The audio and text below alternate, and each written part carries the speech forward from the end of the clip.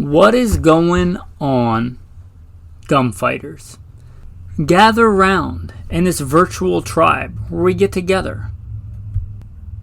Talk about firearms, defense, gear, hunting, gunfighting, the right way, with Judeo-Christian values and God at the center.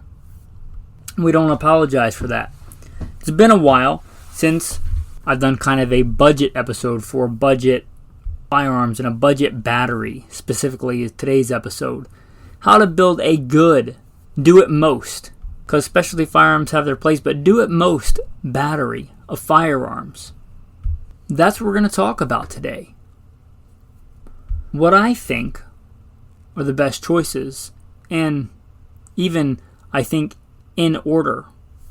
Although I might pick some alternatives, like a Pick Your Own Adventure podcast, where, oh, what if you did this? But that's kind of the gist of today's episode. Hopefully, you find it useful. With that, if you like the tribe and you want to be a contributing member, maybe you'll consider joining on Patreon. Check out some other stuff on Patreon. Not everything on there is exclusive to current patrons. Some of that stuff is just open to the public. The Patreon link should be in the show notes. With that, I'm going to plug in the bio and then we'll get into the main topic. So, who am I? Who is this person talking to you from across the internet? Why should you listen? First and foremost, I am a Christian, a servant of God, and a follower of Jesus Christ. God has blessed me to do many things in my life, for I could do nothing apart from Him. U.S. Marine Corps combat veteran, did a couple of tours in Iraq. As an assaultman after my combat tours, I was an urban warfare instructor for the Marine Corps under Mojave Viper. Also served in the U.S. Army, both full-time and part-time National Guard. Also did several years in law enforcement, LAPD. I worked regular assignments and more specialized assignments. Been a private contractor for a 3-letter government agency. That's all I'll say about that. Been blessed to be a state rifle and pistol champion. And West Coast Regional Rifle Champion. Won more shooting competitions with the talent that God's given me than I can actually remember. Was blessed to be the commander of a tactical team in a large metropolitan area. Our primary job, the reason we primarily existed, was to stop active shooters. I got the opportunity to head up and be the commander of that team. I grew up around guns, hunting and shooting and competing at a very early age. Been blessed to hunt all over this beautiful country, from whitetail on the East Coast to mule deer on the West Coast, and bear and elk and all manner of things. I've even been a professional big game hunter and guide. But again, most importantly, I'm a Christian. And I am your host, Michael Milito. Welcome to the podcast. Now, why even talk about this budget battery? Well, not everybody has a ton of disposable income. We're all at different walks in our life. I certainly grew up what most would consider very poor. So there's that. Maybe somebody's just getting into guns. They have a limited budget. Maybe somebody's just graduating high school, working their first job, and they don't have a ton of money. They're transitioning out of the military for whatever reason. I think this could be eminently practical for a lot of people. And maybe this is an episode you want to share with somebody. Maybe you're listening to this and you're a gun person, you're a gun aficionado, a gun sommelier, and you want the finest, and that's fantastic. I'm blessed to have many fine guns by God's grace. I'm very thankful for that.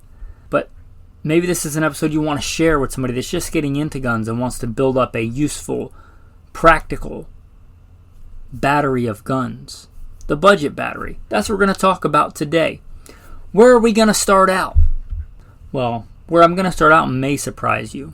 First, I'm going to say, if you don't have a Bible or a gun, get a Bible first. No matter how many gunfights you win, if you die and go to hell, what was it all for?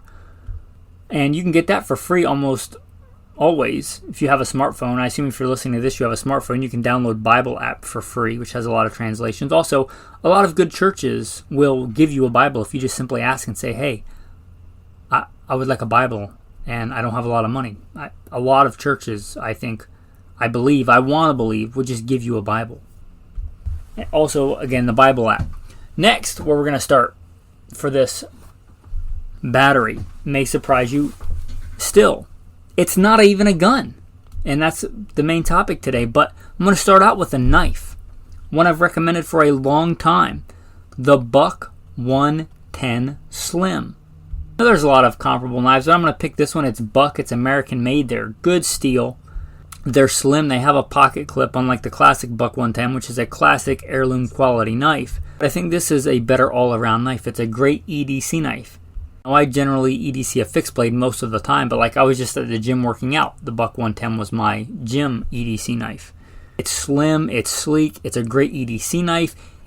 It's not the best defensive knife, but it would be a far better defensive knife than no knife.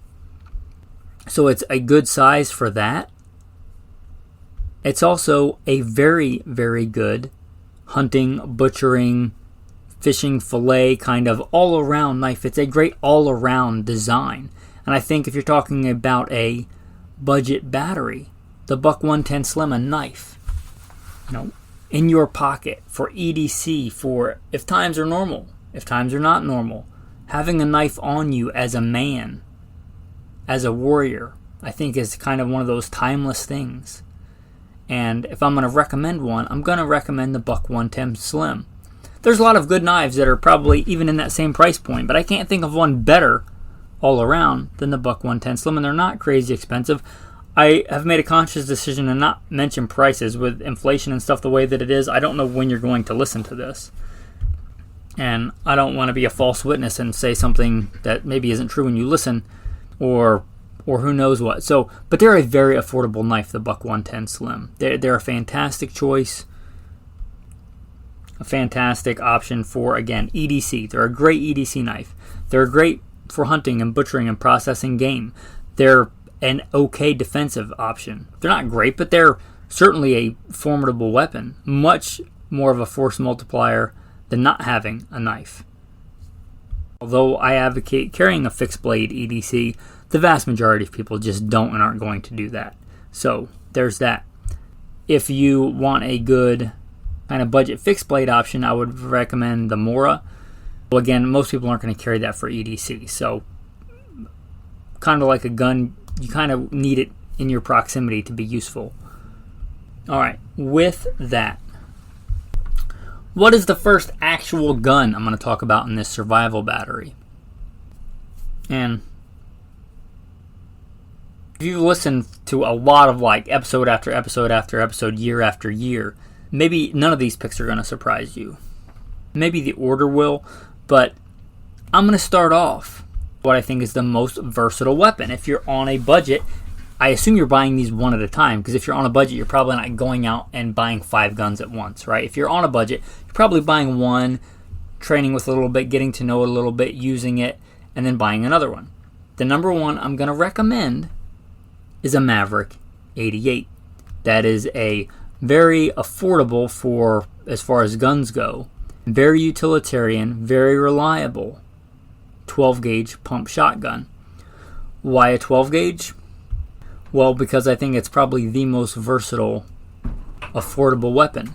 Unlike a lot of other firearms we're going to talk about, it's much more versatile. You can take anything from a mourning dove to defending from a grizzly bear. In fact, a lot of guides actually use 12 gauge of slugs against grizzly bear. That's like their go-to grizzly bear defense gun.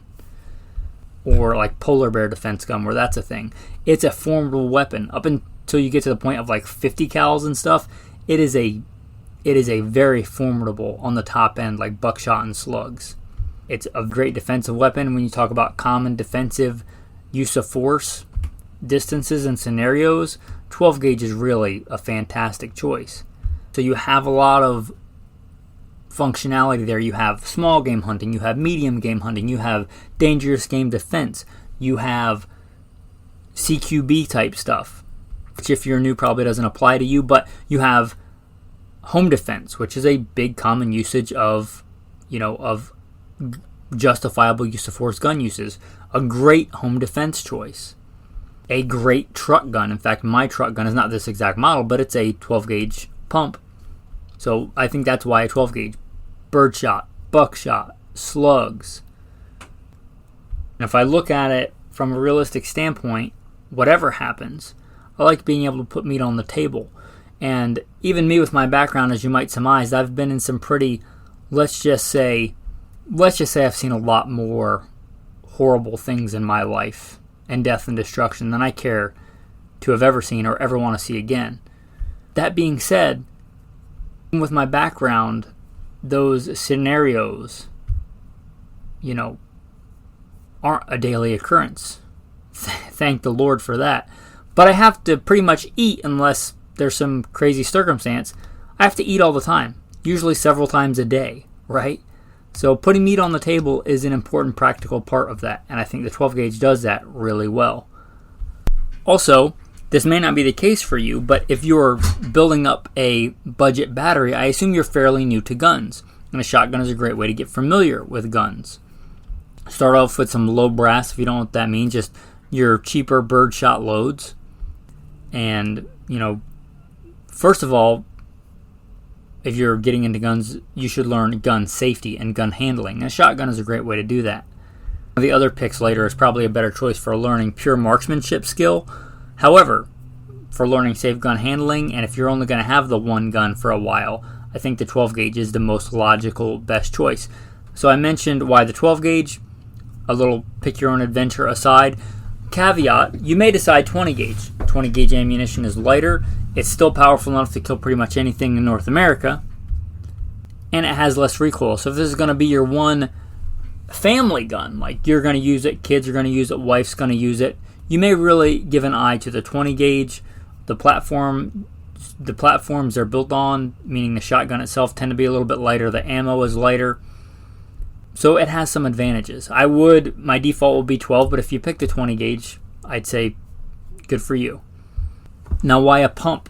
Well, I really am a big fan of semi-autos, but pumps give you a reasonable rate of fire. I love single shots, and if you're really, really on a budget, you can go with a break-open single shot for even less money, but you kind of lose out on that reasonable rate of fire. A pump shotgun has a reasonable rate of fire. Probably the fastest rate of fire other than a semi-automatic, or obviously a full automatic, which doesn't really apply to most people. But it has a reasonable rate of fire for the amount of money. Semi-auto has a high rate of fire, but in general, for a reliable one of the same quality, you're going to spend quite a bit more money. And this is the budget battery. Would I take a Benelli M2 over a Maverick 88? I certainly would.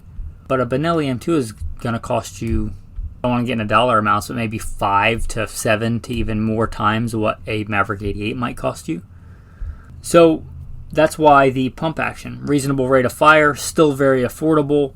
Also, they're known for being rugged and working well in harsh conditions. Very forgiving of forgiveness and neglect and abuse, and if you're a new gun owner, that might be you. Be a great choice, again, for a truck gun. So a lot of dual-purpose stuff there. Okay, and why the Maverick 88? There are a lot of budget shotguns, a lot of Turkish-made ones. Not everything made in Turkey is great. A lot of the Turkish-made, pretty much clones of things, are okay and are a good value. If this is going to be your one gun for a while and your one shotgun, the Maverick 88 just is proven, reliable. It's the cheaper version of the Mossberg 500, which is a very well-proven firearm. And the Maverick 88 is no spring chicken. It's been around a long time. It's proven, it's reliable, it's got a reasonable rate of fire. It's a good weapon. They make the ones that come with both barrels. If you can fit that into your budget, I would certainly maybe front load that and get the one with both barrels, both the shorter defensive barrel and the more traditional kind of vent rib sporting barrel. That gives you a lot of utility in those two different barrel options. That you can't hunt with the shorter defense barrel, and not that you can't do home defense with a sporting barrel. You certainly can. But both those barrels gives you a lot of flexibility. And those kits are a little bit more expensive than the single barrel option, but they're not prohibitively so, I don't think, depending on your budget. You might really want to consider it. Alright, the next one I'm going to mention. And I kind of wrestled with this one, but I think the next one really should be a handgun. Now, a lot of people get this, I think in my opinion, their values are a little bit off here. They'll often get a handgun first because they're small and they see handguns as less intimidating. Handguns in general are the hardest gun to master. They're also much less effective, and you can get upset about that if you want, but I'm telling you, in my opinion, and backed up by a lot of supporting evidence, they are less effective. The reason you carry a handgun in general is because it's impractical or illegal to have a long gun. Right? This is gunfighter life. If you tell me I have to get into a gunfight to save somebody else's life or multiple people's lives, I'm showing up to that gunfight, I don't want a handgun in almost any scenario. I want a long gun, either a shotgun, or if the ranges are really extended, then a rifle. But I don't want a handgun. A handgun's a backup tool or a situational tool because I can't have a long gun. Right? So if you don't have any guns, I'm not going to suggest that you go to a handgun. But it would be my second choice. Remember, and harken back to what I mentioned in the beginning, that for a gun to be useful, it kind of has to be in your proximity. Well, that's the utility of a handgun. That's the usefulness of a handgun, is because we can have it on us all the time. I carrying a firearm right now, which probably shouldn't surprise you. I recently invited some friends of my wife's over for Sabbath meal, and we've been hanging out for probably several hours at that point. And I got up, and one of the men there said I had a gun on my hip. And he said something to the effect, and I don't remember the exact quote, but something like, "Do you always have a gun on you?" And I said, "Yeah, pretty much. And why wouldn't I? If I'm awake and outside the house, if I'm sitting outside in silkies, reading my Bible a step or two from the front door, maybe I don't have a gun. But if I'm out and about, why would I not have a gun if I can have a gun?" And that's the utility of a handgun. If you already have a shotgun for all that utility, then the handgun, I think, is going to be my second choice in general. You already should have learned some gun safety, and this is a big reason I don't recommend it first. Also, in addition to its limited, effectiveness, is I am all about the Second Amendment. I am all about shall not be infringed. I am all about, I think every responsible American man that feels called to should carry a sidearm. I think a lot more should than do. That said, I think if you're going to do that and trust your life and other people's lives and love your neighbor as yourself and carry a sidearm, you shouldn't be mandated to, you shouldn't be legally required to, you should take it upon yourself in that responsibility to be trained, to have some kind of training if you're going to draw. And again, I said that handguns are generally the hardest gun to use effectively, the hardest gun to master. And I think you should get some training. And if you're on a budget, probably get the shotgun, get familiar with firearm safety, familiar with firearms, how they work, all that stuff. Get some training and then get a handgun. That's why a handgun is my second choice. Really, there's no debate, I don't think, anymore. If you're going to go for a defensive handgun, that 9mm is kind of the predominant caliber in that. So it's going to be a 9mm. I don't think I really even have to defend that too much. Semi-automatic, if it's going to be your one handgun. There's a place for revolvers. I sometimes carry a revolver. I really like revolvers. But if you're going to have one gun, if you're building a basic budget battery and you're going to have one handgun, I don't think the revolver is it. I think semi-automatic 9mm. And I was thinking about this, and I think best budget option, and it's kind of a sleeper, not a lot of people know about it, it's the SD9VE. Smith & Wesson makes good handguns. Usually. They did have the Sigma. But moving away from that, the SD9VE is quite a bit better than a Sigma. It's not a Smith & Wesson M&P, but it's affordable. It's reliable. It's a good option. The Smith & Wesson SD9VE. Not the catchiest name. They probably could rebrand it, rename it. However, I think if I was going to recommend a budget 9mm semi-auto, Smith & Wesson SD9VE, American made, reliable. It's got decent capacity. It works and functions like, the vast majority of modern semi-automatic handguns. I think it's a good choice. Caveat, if you have a buddy or something that's into guns and you feel confident that he could lead you into a good used option, you could always keep your eyes open for a good used handgun of a more mainstream one that's used, maybe a little beat up with some holster wear, because hopefully you're going to use it too. and get it for a discount. If you could get a used, let's say Glock or Smith & Wesson M&P or SIG 320 that's a little bit beat up for the same price, that might be a better option. But a new gun owner may not feel comfortable doing that. Alright, pick your own adventure. A little side here. Let's say you live in a jurisdiction, an area where you're just not going to be able to carry a handgun legally. You may want to skip ahead to the next gun I'm going to talk about, or you may want to get a .22 handgun. Why? Because I said handguns are hard to master. It can also be a lot of fun. You can't legally carry it on you or even load it in your vehicle or whatever it is. You may look to a .22. They're a lot of fun. They're easy to shoot, easier to shoot than bigger calibers, and shoot effectively. The ammo is more affordable. If you can't carry it on you for defense, you can still have a .22 handgun and kind of learn a lot of the similar things to a handgun. Handgun safety, handgun training, and be familiar with that. If that was you and there's just no way you're going to carry it on you, so there's really no way that's going to be a thing. You live in New York, you live in California, and I know that, concealed carry permits in those places do exist, but for practical purposes, let's say there's not a realistic chance you're going to be able to legally carry a handgun in normal times. You might look at something like the Ruger Wrangler. It's a .22, it's a revolver. They're a lot of fun. You'll get your handgun handling, your handgun safety, your kind of fundamentals, all that stuff. And they're not expensive, and they're a lot of fun, and shooting should be fun, especially if you're just getting into it and building a battery. And it's a lot of fun to take out to the range.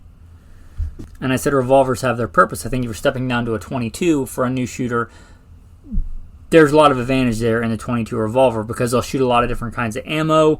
They're not as finicky. If you have a misfire, you just cock the hammer, pull the trigger again, or pull the trigger again if it's a double action. Manual of arms is pretty simple. So that might be another option. If you're going to be able to carry a handgun on you or even in your vehicle loaded, I would really suggest, if you're on a budget, going with the SD9VE or similar. Now the next one. Now a lot of people may have jumped here first instead of where I started, and I would say that's fine. If you want to start here, that's fine too. I had reasons for starting where I started. But the Ruger 10/22 is a fantastic option. Even if it's basic, buy it at Walmart configuration. It comes with iron sights, which I think now that you've got your shotgun, you've learned some safe gun handling, you've had some fun learning, handgun fundamentals, and you really want to work on some marksmanship skill. The Ruger 10/22 is great for that. It's fun.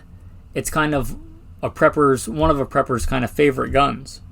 A lot of people choose it as like their thought experiment. If I could only have one gun. Wouldn't be mine, but it would be a lot of people's. I think that speaks to the utility of the Ruger 10/22. They're not crazy expensive in the world of firearms. They're very utilitarian. As far as rimfire 22s go, they're known for being reliable. They come with iron sights, so you can learn that you've got your safety and stuff. You can start learning to be a good rifleman. You could take, let's say, an Appleseed course. Now, I would recommend learning to shoot with iron sights first. But if you have a little bit more disposable income you want to put at it, they have really good scope mounting options and scope systems and that for the Ruger 10/22. Also, they're very, modular is a term in vogue. So if you're on a budget and you just buy the factory 10/22, that's fantastic. And I would say get the 10/22 and run it how it comes, with iron sights, with its trigger, which I'm going to be honest, and a factory Ruger 10/22 trigger is not great, especially for a rifle trigger, but it'll do. And going back to the modularity, as time goes on, you may decide, hey, this is one of my favorite guns to go out and shoot. I want to put an optic on it, whether it's a red dot or, a fixed 4-power scope is a pretty classic option, or a fixed 2.5, whatever the case is, right? You have a lot of options with that. You may decide I really want to get into mastering being a rifleman. I'm going to get a good sling and a peep sight for it. I'm going to upgrade the trigger. I'm going to get a fancy stock that holds extra ammo. You get the idea. It's a great choice for that. And although there are cheaper 22s, this isn't like the dirt cheapest battery. It's a good budget battery that has a lot of utility. Ruger 1022, there's a lot of aftermarket stuff, including magazines and stocks and even barrels, and that says something to how popular and kind of modular they are. And a reason this is a lot of prepper survivalists is like number one choice, and it might be yours. If you live in a super densely populated area, the Northeast, the Southeast, pockets like that where you think if things do get bad, if that's part of the reason you're getting into guns, then I might have to leave on foot because, things with Russia and China aren't going so great. If there are literal bombs going off and things like that, cars may not be an option, may not be a thing. I don't have a horse. Maybe covering a lot of ground on foot. The 22 gives you the ability to carry a lot of ammo. I can literally, with a pair of cargo pants, get 2 bricks and carry 1,000 rounds of ammo in my cargo pockets. Now, that wouldn't be the way I choose to carry it, but you get the idea. I could have a gun in 1,000 rounds, which, if I were judicious, may last me an entire lifetime of hunting and hopefully never needed for defense. But you get the idea, and I can easily carry that in a pack. And that's kind of the beauty of that 1022. But also, if times don't get bad, it's a great platform to learn to be a rifleman on, to learn marksmanship on. So it's got a lot of utility either way. And again, if you wanted to start there, I wouldn't fault you for that. It's a great choice. Now, the next one, and I think the last one for a basic battery. And again, there's a lot of specialty guns. And this one's probably going to be the most controversial. The next one I'm going to pick is a Savage Axis in 308. If you're talking about, budget battery, I'd get the one that comes with a scope. I think the option is a 3-9. These are very, very inexpensive for a full power, war fighting cartridge rifle. It's a bolt action 308, the Savage Axis. Every one that I've ever had has been crazy accurate, to the point of if it cost 3 or 4 times as much and it had the same accuracy, I would have been happy with it. Rate of fire. It's a bolt action. The rate of fire is not great. It's not as good as a semi-auto. And if you're talking purely defensive rifle or a fighting rifle, for sure, the AR is better in almost all common scenarios. However, if you look at it in the totality of the circumstances, again, eating is important too. The Savage Axis 308 is a good choice for medium and large game hunting. It is an option for defense, right? But remember, you already have the 12 gauge shotgun for home defense, kind of urban warfare type stuff. It's a great option. You already have that. You've already hopefully learned some fundamentals of shooting on your Ruger 1022. I think stepping up to a bolt action 308, I think a big reason I chose this is the 308. The 308 is kind of, in my opinion, of rifle cartridges, the king of versatility. It's not nearly as versatile as a shotgun, right? You could shoot a mourning dove with it, but the whole point of shooting it is so that you can eat it, probably, right? But it's a good, versatile cartridge. It's a proper cartridge. There's a lot of ammo for it. There's a lot of ammo availability for it. It's a NATO cartridge, which if you start getting into the far reaches of, survivaling, that has its merits too. It's a good choice. Is it a semi-auto? No, it's not. But here's the thing about ARs. They're quite a bit hard to maintain. They have a lot of small moving parts. Now for a veteran, they'll be like, super simple. And this is where we get another pick your own adventure aside, fork in the road. If you're a veteran and you're familiar with ARs, or maybe you were taught by a veteran and you learned on an AR, maybe that's a real legit case for getting an AR. ARs are a fantastic rifle. Again, they are certainly better in a pure defensive guise. And yes, you can hunt deer with them, but they're not a good choice for that. Not nearly as good, I would submit, as a much cheaper Savage Axis in 308, and especially if you're out west for elk and things like that. Can it be done? Yes. But also certainly bolt-action 30 caliber rifles can be used for defense, i.e. World War I and World War II. So I think you'd be fine either way. If I was picking one, I would pick a bolt-action 308. Mostly for the 308. Now, there are semi-auto 308s, but this is a budget battery. My number one pick for that would be a SCAR. You could buy every other gun on this list and a bunch of ammo and not be up to the price of a SCAR. The SCAR 17. And although there are some really good budget AR-15s, I don't think there are a lot of good budget options, or any I can think of good budget options in an AR-10, which is the 308 equivalent of an AR-15, the bigger version. An AR-10 is, I think, an Armalite term, but you get the idea, a large frame AR. And you might think there are budget options, but not budget when you compare it to a Savage Axis that comes with an optic in 308 for, again, I want to talk about prices, but very affordable prices, crazy affordable prices. And you're talking on a budget, you generally don't need a magazine with these. Come with one, it usually stays in the gun. So it's not like when you go out and buy an AR-10 and then you got to buy sights and an optic and all this other stuff. You can get that Savage Axis with a scope, 308. It's a great versatile cartridge. Again, is it a great defensive option? No, but if you're talking about close-in stuff, the shotgun is better anyway. And that kind of fills out this battery. Again, if you're a veteran and you wanted to go AR-15, or you, let's just say, if things don't continue as they are, and things never do, but if times get rather tough, you know, do you see it more on the battlefield spectrum of things, like, you know, World War III, in which case I'd say by that point we've probably been nuked a ton, because I don't see a land invasion here without us getting nuked quite a bit first. So make sure your nuclear preparedness, food storage, all that is squared away before you worry about a big battle rifle. However, if you see yourself more towards that, you know, battle side of guns, maybe you do want to go with the AR first. The ARs are a lot of fun. 5.56, 223 is not as versatile a cartridge in my opinion, but it is readily available. It is probably going to be cheaper round for round than 308. And if you decided to go the other way and get an affordable AR, I would say great. My number one recommendation is a Smith & Wesson M&P. The more affordable ones, I think, are going to have that standard M4 front sight post.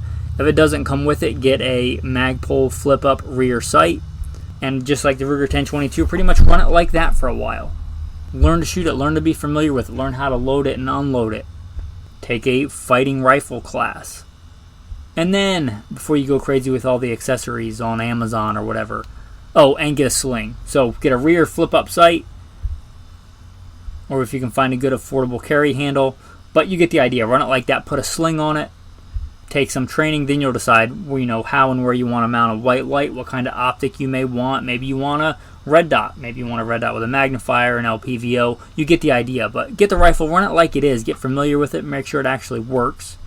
Learn how to maintain it, because there's a lot more maintenance, I think, that goes into the AR-15 than goes into the Savage Axis bolt action in 308.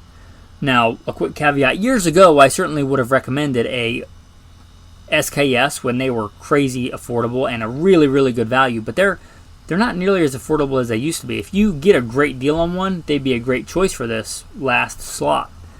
But they're not that affordable anymore. They're, I think, in general, going to be more expensive than a brand new Savage Axis in 308, which I think is a better caliber, even if it's not semi-automatic. You can learn to run a bolt action reasonably fast.